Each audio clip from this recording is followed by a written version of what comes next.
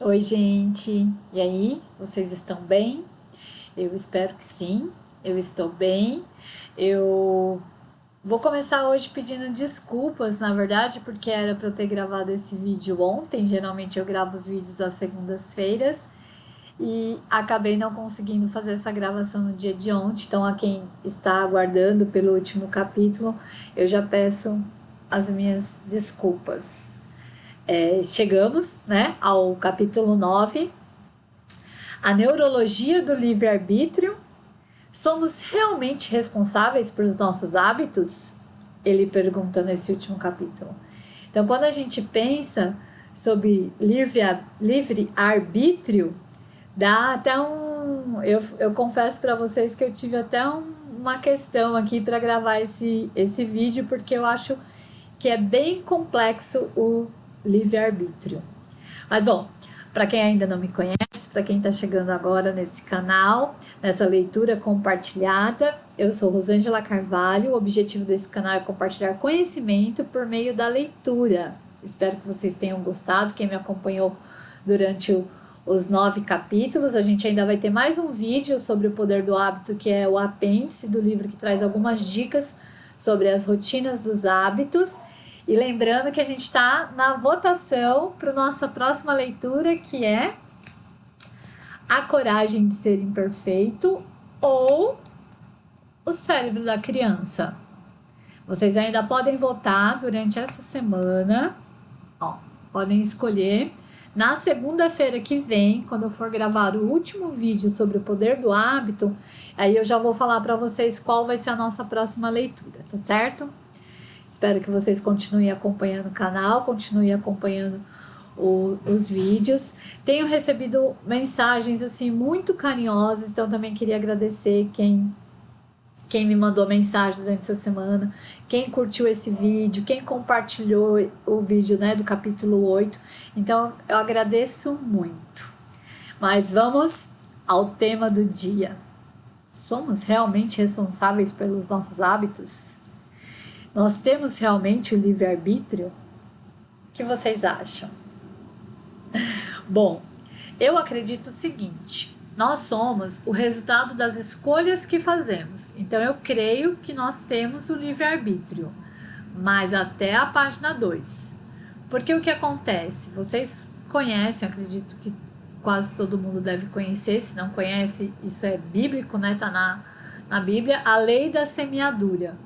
Então, o que nós podemos escolher? O que a gente planta.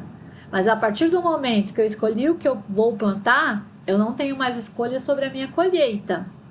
Tá certo? Então, nós temos sim o livre-arbítrio, nós somos resultados das nossas escolhas, mas a partir do momento que eu fiz uma escolha, eu vou colher o que aquela escolha vai trazer para mim, né? Então, eu escolhi ser professora, eu dou as minhas aulas, eu planejo as minhas aulas, eu acompanho o desenvolvimento dos meus alunos. Então não adianta eu querer ser uma excelente confeiteira, por exemplo. Não foi o que eu escolhi, eu posso até vir a ser. O que acontece é quando a gente faz uma escolha, ela não está definindo a nossa vida para o resto da vida. Você pode mudar os seus caminhos, você pode fazer correções de rota, mas dentro da escolha feita, você só vai colher a consequência daquela escolha feita. Ok? Então vamos começar a história de hoje. Gente, tenho que falar para vocês, não foi. É um pouco difícil quando eu tenho que falar assim de algum capítulo que traz alguma questão de morte, alguma questão de vício realmente, né? Como a gente falou lá no capítulo 2 dos Alcoólicos Anônimos. Aí teve o capítulo sobre as crises, se eu não me engano foi o capítulo 6, né, do hospital e do metrô. Então é um pouco difícil para mim. Eu leio o livro trouxe muito conhecimento para mim, espero que tenha trazido para vocês também, mas me traz uns conflitos quando eu tenho que lidar com as perdas, né? Mas eu acredito que isso é difícil para todo mundo. Então nossa primeira personagem da história se chama Andy Beckman. Ela até então era uma senhora pacata, mãe de família, tinha 3 filhas, praticamente 20 anos de casada. Sempre foi uma boa mãe, todos falavam isso. E ela, as filhas estavam crescendo e a mais nova tinha entrado para o jardim da infância. e pela primeira vez na vida ela estava se sentindo genuinamente sozinha. Ela olhava para o relógio e não via as horas passar, então ela pensou com ela mesma: se eu aguentar até o meio-dia sem comer uma fatia de bolo e sem ficar muito triste, após o meio-dia eu vou passar a tarde fazendo alguma coisa muito divertida. Então ela resistiu e se arrumou toda e resolveu ir a um cassino, gente. Ela passava a tarde no cassino, que tinha sido recentemente legalizado lá na cidade dela. E isso demorou para ser. Lembra, gente, que esse livro, a maior parte das histórias vem dos Estados Unidos, porque o autor é dos Estados Unidos. Então, lá existem cassinos legalizados. Aqui no Brasil não existem, tá? Mas lá tem algumas cidades, alguns estados em que os cassinos são legalizados. E isso houve até uma discussão, e eu vou ler um trechinho aqui para vocês, porque é uma discussão bem antiga. O jogo de azar é filho da avareza, irmão da iniquidade e pai da perversidade, escreveu George Washington em 1783. Este é um vício que gera todos os males possíveis. Resumindo, poucos ganham com essa prática abominável, enquanto milhares são prejudicados. Proteger as pessoas de seus maus hábitos, na verdade, definir quais hábitos devem ser considerados maus, para começo de conversa, é uma prerrogativa que os legisladores sempre tomaram avidamente para si. Então, aqui ele está falando que os legisladores, né, as pessoas que fazem as leis, sempre pensaram nos nossos maus hábitos, né? Então, eles sempre querem decidir sobre nós, fazendo leis sobre o que a gente deve ou não fazer. Prostituição, jogos de azar, venda de bebidas alcoólicas no dia de repouso, pornografia, empréstimos usurários, relações sexuais fora do casamento, ou se os seus gostos forem comuns dentro do casamento, todos são hábitos que diversas legislaturas já regularam, proibiram ou tentaram desincentivar com leis rígidas e muitas vezes ineficazes. Então, vamos dizer que existem as leis do que o mundo é mundo, as pessoas que governaram sempre criaram leis com a intenção de, teoricamente, nos proteger de nós mesmos. Uma vez que a gente pensa que um hábito arraigado, enraizado, ele perde o seu controle. A gente viu já desde o início desse livro, né? Quando o looping do hábito se aplica, a gente cria um anseio pela recompensa e a gente perde o controle de decisão. Então, é aqui que esse capítulo vai discutir. Então, o que aconteceu com a Andy? Ela vivia lá sua vida pacata, de mãe, e um dia ela resolveu começar a jogar. E aí, o que ela fazia? Ela descontava na mesa de jogos tudo aquilo que ela sentiu. Seus pais ficaram doentes por volta dos anos 2000. Essa história começa no final dos anos 90 da Andy, né? Esse caso da Andy. E aí ela viajava para vê-los, e aí ela ficava preocupada, o marido sempre no trabalho. As filhas não ligavam mais para ela, estavam no ensino médio, a menorzinha estava no jardim da infância e só queria brincar. Ela se sentia inútil. E aí, quando ela ia para a mesa de jogo, era um local em que ela sentia que ela fazia algo realmente de bom. Então, era onde ela se recompensava daquela vida. Vou ler um outro trechinho que vai descrever um pouco do que aconteceu com a Andy nesse período aí que ela começou a jogar.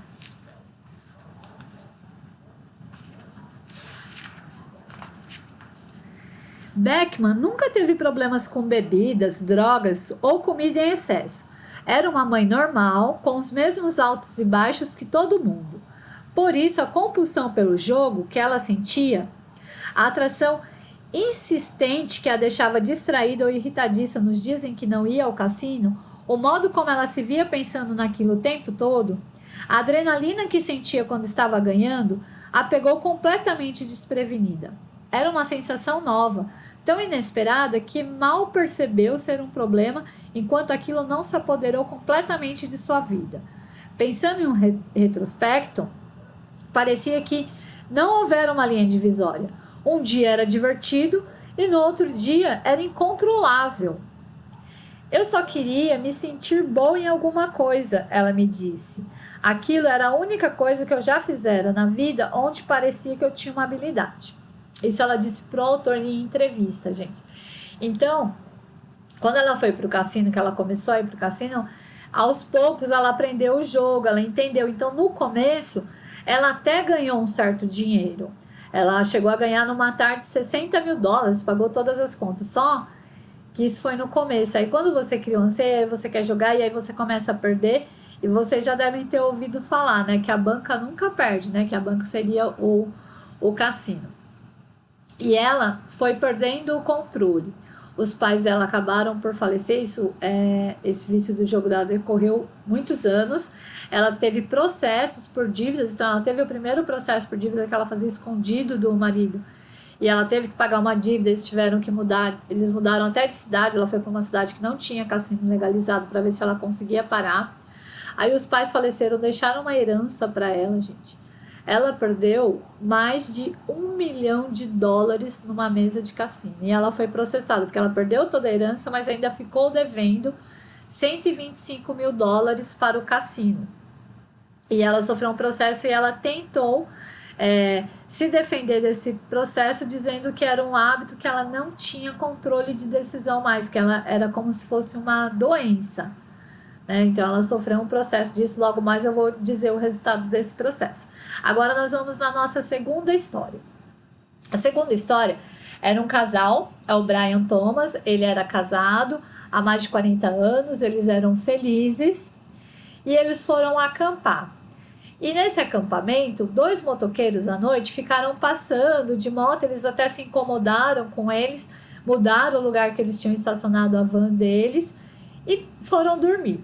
Na manhã seguinte, quando o Brian Thomas acordou, ele só viu um vulto. E no que ele viu aquele vulto, ele voou no pescoço achando que eram os motoqueiros e estrangulou. Mas quando ele realmente acordou, ele percebeu que ele tinha matado a própria esposa.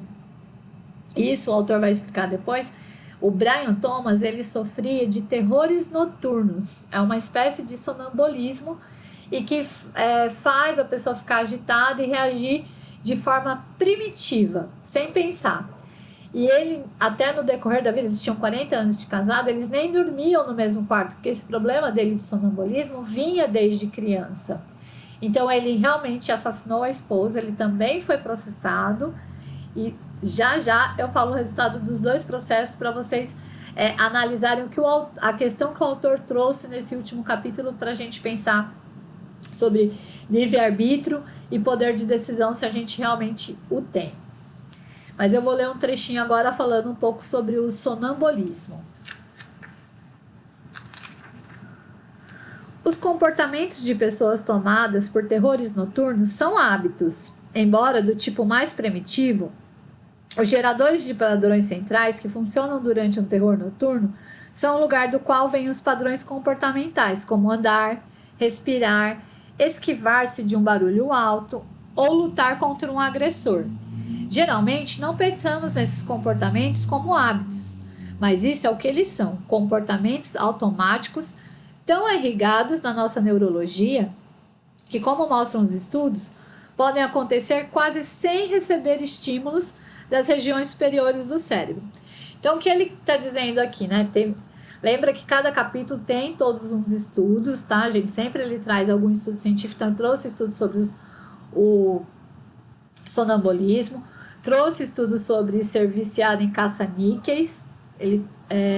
No caso da Angie Beckman, era o jogo que ela jogava era Blackjack, não era caça-níqueis, mas tem um estudo sobre caça-níqueis que eu cria o anseio da vitória, porque eles fazem aquela aparecer entre as 3 figuras 2 iguais e uma quase vitória. E aquela quase vitória, para quem é viciado, fica assim, quase ganhei. Para quem não tem problema com vício em jogo, ele já vai perceber que ele perdeu e ele vai embora. Mas o quase ganhei fica um anseio. Então, se eu quase ganhei nessa, eu vou jogar mais uma. Se eu quase ganhei nessa, eu vou jogar mais uma.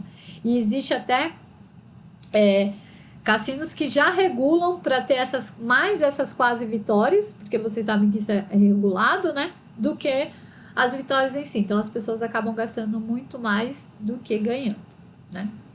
Por isso são os jogos de azar.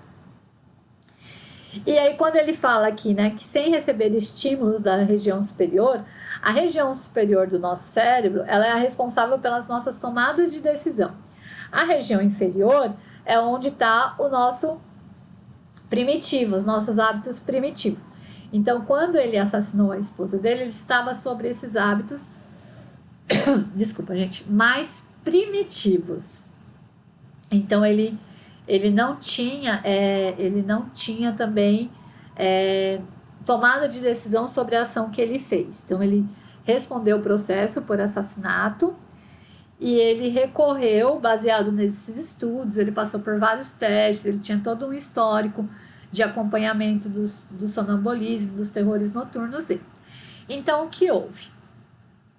A Andy Beckman foi condenada a pagar a sua dívida. O Brian Thomas, ele foi absolvido. E aí o autor traz essa questão, né? Que para a sociedade, porque eles passaram por um júri, é muito mais fácil inocentar lá um viúvo triste que cometeu um ato, mas que estava ali arrependido, que era uma coisa que ele não teve controle, do que perdoar uma mãe de família que tinha jogado todo o seu dinheiro numa mesa de cassino. Quando, na verdade, por uma questão do hábito, por uma questão de tomada de decisão, na verdade, nenhum dos dois tinha um controle real sobre o que eles estavam fazendo. Então, se fosse uma questão sem ser pessoal, né? Sem ser juízo de valor de um júri de pessoas, os dois deveriam ter sido inocentados. Essa é a leitura que eu fiz, tá, gente? O autor não chega a colocar isso em palavras. Mas, visualmente, para a sociedade, um foi inocentado e o outro foi condenado porque o nosso juízo de valor, lembra aqueles vieses cognitivos que a gente fala um pouquinho lá no começo do livro? Já fala, nossa, como que uma mãe de família foi lá e perdeu toda uma fortuna numa mesa de cassino? Mas não, o cassino, ele ficava mandando, lembra da Target no capítulo 7, que mandava os cupons de desconto para incentivar o consumo? O cassino fazia a mesma coisa com a Andy, ela tentou se afastar, ela tentou não ir, mudou de cidade, e eles mandavam viagens para ela, mesas privilegiadas, e ela falava, vou só uma noite, eu consigo me controlar. E não, gente, ela não conseguiu. Mas mesmo assim, ela tentou, ela foi para a segunda instância e ela mantiveram a condenação dela, porque eles têm lá uma lei que você pode se incluir num cadastro de que você não seja convidado para essa lista. Mas não é o cassino que é responsável por isso, a própria pessoa que tem que ir lá e falar, eu não quero mais jogar. Então, para quem é um viciado, que vocês talvez devem conhecer, pessoas viciadas em alguma coisa, ela perde essa tomada de decisão. Então, ela nunca se inscreveu nessa lista. Então, ela foi condenada por isso. Então, aqui são os dois casos sobre o livre-arbítrio. Vou ler 2 trechinhos para a gente finalizar essa leitura, que eu achei assim, muito enriquecedora. Espero que tenha sido para vocês também.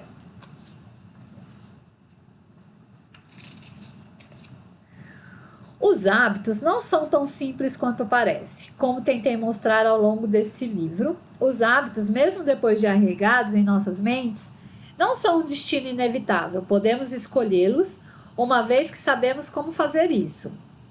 Tudo o que sabemos sobre os hábitos, através de neurologias, estudando pacientes de amnésia a experts organizacionais, reestruturando suas empresas, é que qualquer um deles pode ser alterado se a gente entender como ele funciona. Isso, em alguns aspectos, é o que este livro procura mostrar. Talvez um assassino sonâmbulo possa argumentar de forma plausível que não estava ciente do seu hábito e, portanto, que não era responsável por seu crime. Mas quase todos os outros padrões que existem na vida da maioria das pessoas, o modo como comemos, dormimos, falamos com nossos filhos, como gastamos sem pensar o nosso tempo, atenção e dinheiro, são hábitos que sabemos que existem. Então, ele traz aqui um resumo. Então, os hábitos não são, né? A gente já falou no decorrer desse livro, tão simples como parece. Já falei que às vezes ele descrevendo parece simples, né? Mas toda a reversão de um hábito ou a aprendizagem de um hábito, ela demanda tempo. Então, o que cabe a gente é compreender como esse hábito funciona e em que momento a gente vai mudar. Lembra que para a gente mudar um hábito, a gente mantém a deixa, mantém a recompensa. O que a gente vai mudar é a rotina. Isso ele vai trazer algumas dicas no apêndice que eu vou fazer na semana que vem com vocês para a gente fazer a conclusão dessa leitura. E eu vim aqui hoje com essa camiseta aqui do Outubro Rosa, para lembrar vocês que nós estamos, né, no Outubro Rosa, que é o mês de campanha contra o câncer de mama. Então tenham as meninas que me escutam, eu sei que tem os meninos também, mas os meninos têm as suas esposas ou filhas ou a mãe, então incentivem elas a sempre fazer o autoexame, a fazerem os seus exames anuais, semestrais, de acordo com a idade, de acordo com a necessidade, estejam sempre se cuidando. Isso também deve ser um hábito na nossa vida, o autocuidado, que a gente quer. Pelo menos eu pretendo, e espero que vocês que estejam me ouvindo também pretendem, viver o mais tempo possível, o mais saudável possível. Espero que vocês tenham gostado. Por hoje é só. Um beijo e até a semana que vem. E não esqueçam de votar, hein? A coragem de ser imperfeito ou o cérebro da criança. Semana que vem eu trago o resultado. Tchau, tchau, gente.